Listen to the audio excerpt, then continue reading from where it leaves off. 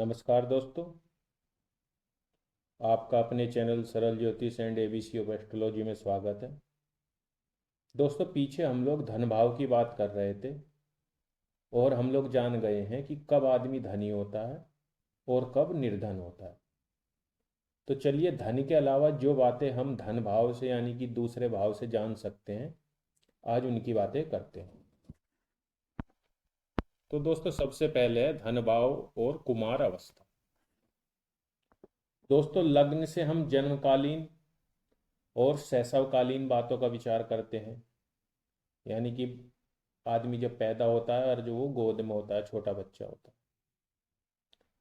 उसके बाद कुमारावस्था आती है दोस्तों, और तो उसकी बात हम लग्न से अगले यानी कि दूसरे भाव से बात करते हैं। इसलिए प्रारंभिक जो हमारी शिक्षा होती है उसकी बात भी हम दूसरे भाव से करते हैं। तो यदि दूसरे भाव तथा उसके स्वामी पर पृथकता जनक ग्रहों का प्रभाव हो तो जातक अपने कुटुंब से पृथक रहता है। पृथक मतलब दोस्तों अलग, और बहुधा उसकी घर से भाग जाने की प्रवृत्ति रहती है कुमारावस्था में। दोस्तों, हम जब ज्योतिष के नियमों की बात कर रहे थे, पीछे हमने वीडियो में बात करी थी, तो हमने पृथकता जनक ग्रहों की और उनके प्रभाव की बात वहाँ पर करी है। और हम जानते हैं कि इनका एक सेपरेटिस्ट नेचर होती है, जिस भी भाव पे इनकी दृष्टि पड़ती है उससे आदमी को अलग कर देते हैं।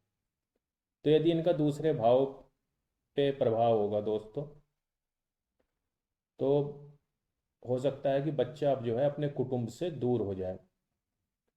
बच्चा किसी हॉस्टल में पढ़ने चले जाए, किसी रिश्तेदार के यहाँ भेज दिया जाए पढ़ाई के लिए, या फिर जैसे पुरानी फिल्मों में होता था कि मेले में बच्चा बिछुड़ गया या रेलवे स्टेशन पर खो गया। तो उसका कारण दूसरे भाव पर पृथकतावादी ग्रहों का प्रभाव होता है। और दूसरों दोस्तों, ये बात खासकर तब बहुत गंभीर हो जाएगी जब कुमार यानी कि बुध स्वयं ही द्वितीय के स्वामी यानी कि द्वितीय हो। और ऐसा तब होगा जब व्यक्ति का जो लग्न है वो वृषभ लगन हो या सिंह लगन हो, तभी जो है बुध द्वितीय के स्वामी होंगे। और क्योंकि वो कुमार हैं और बहुत जल्दी फल देते हैं, तो बहुत से चांस है कि आदमी जो है अपने कुटुंब से, अपने परिवार से, अपने माता पिता से अलग हो जाए। आगे है दोस्तों धन भाव और रूप सौंदर्य।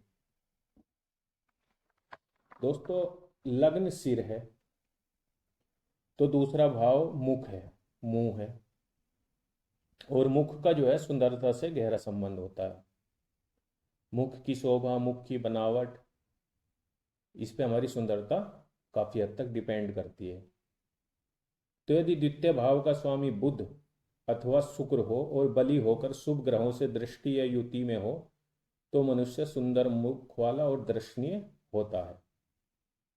दोस्तों, इतना तो हम जान ही गए हैं कि समस्त रूप, सौंदर्य, भोग और जितनी प्रसाधन की सामग्री है उसके कारक शुक्रदेव हैं।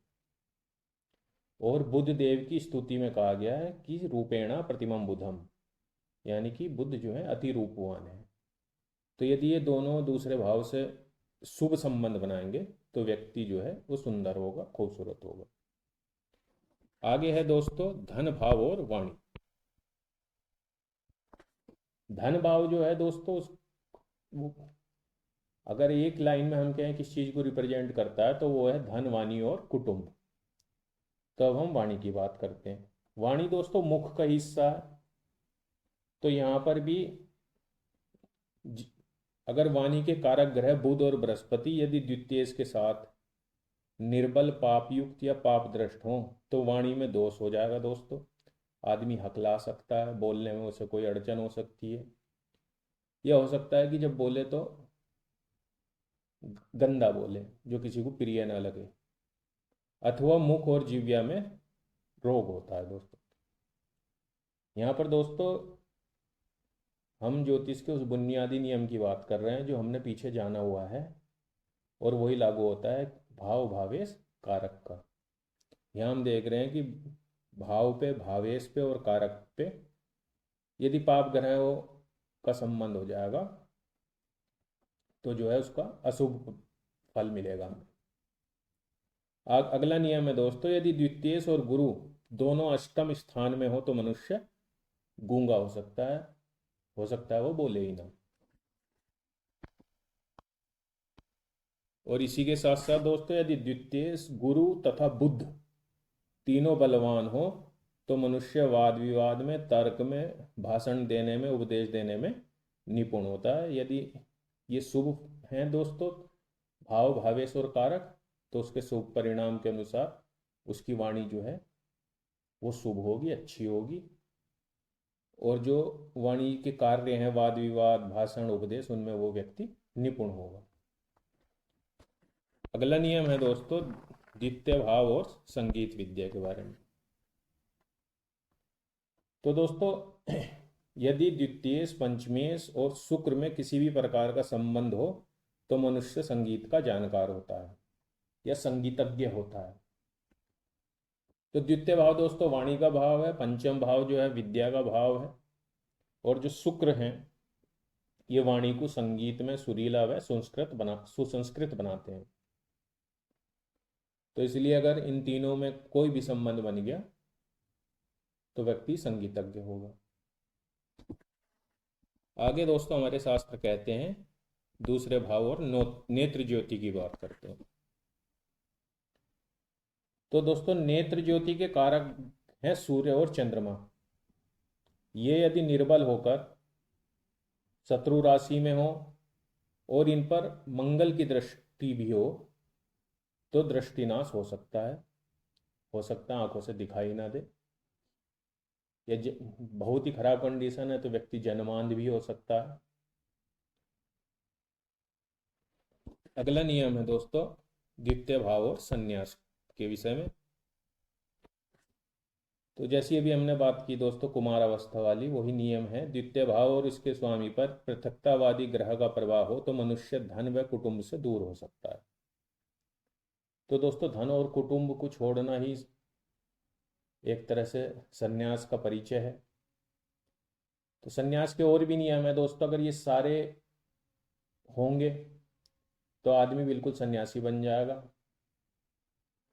और लेकिन अगर संन्यास के दूसरे नियम हमारी जन्म पत्रिका में नहीं है, सिर्फ यही है कि द्वितीय भाव और द्वितीयेश पे जो है पृथकतावादी ग्रहों का प्रभाव है, तो हो सकता है व्यक्ति घर में रहे, परिवार में रहे, लेकिन वो सन्यासी की तरह ही बिहेव करे, यानी कि घर, धन और कुटुंब से वो उदासीन रहे, ये हो सकता है।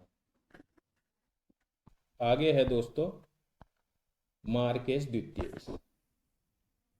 जब हमने मारक ग्रहों की बात की थी दोस्तों तो वहाँ मैंने बताया था कि द्वितीयेश और सप्तमेश ये दोनों मारक ग्रह होते हैं, मारक ग्रहों की तरह बात करते हैं।